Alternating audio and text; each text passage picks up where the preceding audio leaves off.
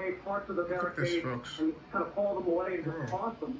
And then the police will go and bring another part of it and try to There's reinforce another it. When fence. they The do second that, time they pull the fence away, protesters confront them, and they move throw in. things at them, and the police try to hold their ground. It has been a very intense push and pull for, I'd say, at least an hour now. And it's, you know, these protesters aren't going away. Nope. The park police, or the Secret Service police, are trying to get a handle on, you know, just how they can keep this crowd at bay. They have not made any arrests that we've seen, but it's This is in very, front of the very White intense. House, folks, tonight, right now. It's another part of the barricade that's hauled away and thrown off.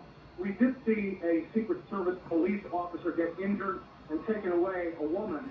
She seemed to be okay. She was able to walk away under her own power and was helped by a colleague, but that was one thing we saw. There was another instance where a protester was down on the street and others were helping her a moment ago.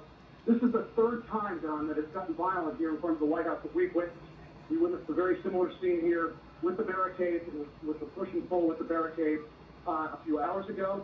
We also witnessed a scene where the police were trying to take away a protester, and other protesters turned on the police and pounded them with fists and objects and bottles, and that got very intense. And that actually breached the Treasury Department complex a little bit.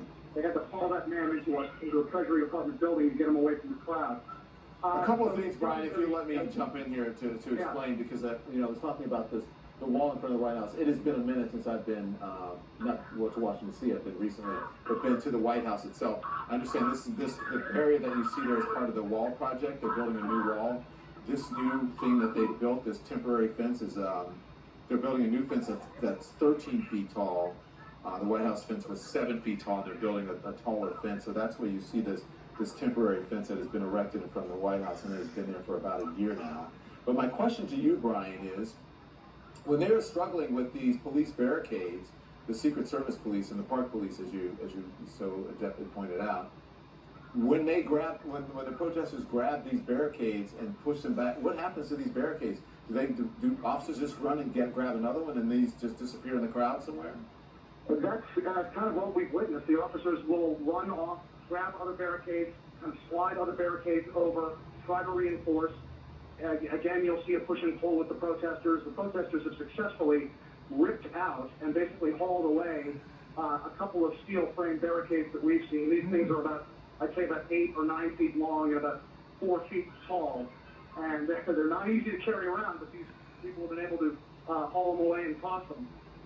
So, yeah, the police do seem to have reinforcements that they can run and get, but it's not, you know, it's a very violent struggle here. Okay, Brian Todd, I want you to stand by, Brian. You're seeing two different scenes in two different cities play out. One in the east and one in the west. Los Angeles on the left of your screen, 8:25 p.m. Pacific time in Los Angeles, and then it is 11:26, I should say, excuse me, here on the East Coast and in Washington, D.C. So you're watching these scenes play out. Just a moment ago on the left-hand side of your screen, you saw live a police car, a Los Angeles police vehicle, being vandalized, someone trying to break out the windows, someone else drawing on a marker. Since then, 2 officers have gathered in front of the car and put out.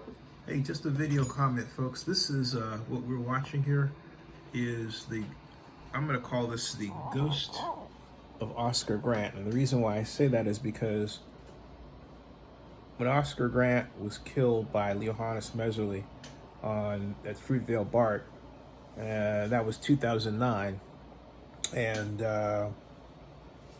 New Year's Eve morning, there were riots for days in Oakland, starting just a few days after, and I went out to make a video that is on Xenia 62 on YouTube, which is a part of a TV show I had, and they went on.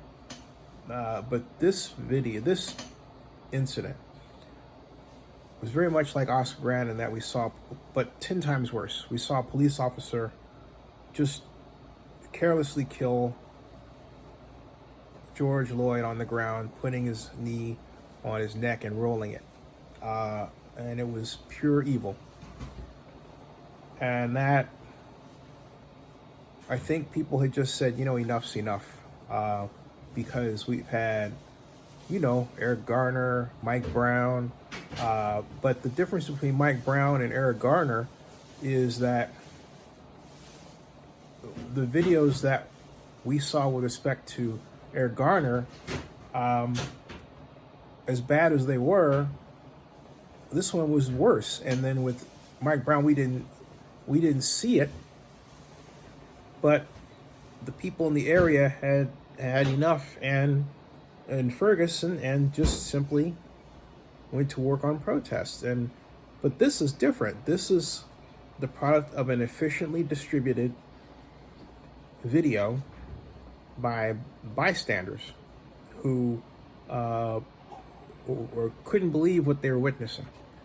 And that is there's an old saying in systems theory that big change can be started by small acts. And this is an example of that.